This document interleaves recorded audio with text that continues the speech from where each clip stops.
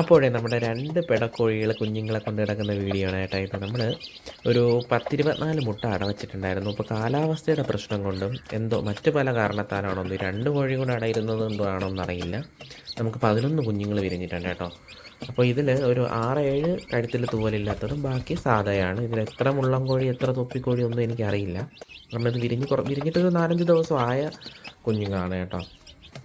നല്ല പാറ്റേൺ കയറി വന്നിട്ടുണ്ട് പുള്ളിയുടെ. അപ്പം എനിക്ക് ഭയങ്കര സന്തോഷമുണ്ട് ഇത് കാണുമ്പോൾ. നമുക്കൊരു സന്തോഷം, കാരണം നമ്മളിപ്പോൾ ഒരാളെ വീട്ടിൽ നിന്ന് ഒരു 10-15 കുഞ്ഞ് വാങ്ങി അതിനെ വളർത്തി വലുതാക്കി അത് മുട്ടയിട്ട് കുഞ്ഞുങ്ങൾ വിരിയുമ്പോൾ ഒരു പ്രത്യേക സന്തോഷം തന്നെയാണ്. പിന്നെ ആ ഒരു ചാര കളർ കൊക്കിക്കോഴി കുഞ്ഞുണ്ടല്ലോ, അതിനെടുത്തപ്പോൾ ആ കോഴി കൊത്താൻ വന്നിട്ടുണ്ട്. ഇത് ഈ കാണുന്ന നമ്മൾ കൊക്കിയുണ്ടല്ലോ, അതായത് മുള്ളൻ, അത് നമ്മളെ വീട്ടിൽ തന്നെ വിരിഞ്ഞ് വലുതായി അടയിരുന്ന് കുഞ്ഞുങ്ങളെ വിരിയിച്ചതാണ്. 2 കോഴിയും കൂടെ വിരിയിച്ചതാണ്. ഒന്ന് കുറുങ്കാലിയും ഈ മറ്റൊന്ന് വന്നിട്ട് മുള്ളനുമാണ് കേട്ടോ. അപ്പോൾ രണ്ടുപേരും കൂടിയാണ് കോഴി കുഞ്ഞുങ്ങളെ നോക്കുന്നത്. എത്രത്തോളം ഇത് സക്സസ് ആവുമെന്ന് അറിയില്ല. ഇതിപ്പോൾ 2 പേർക്കും കൂടെ കുഞ്ഞുങ്ങൾക്ക് വേണ്ടിയിട്ട് അടിയായിരിക്കും.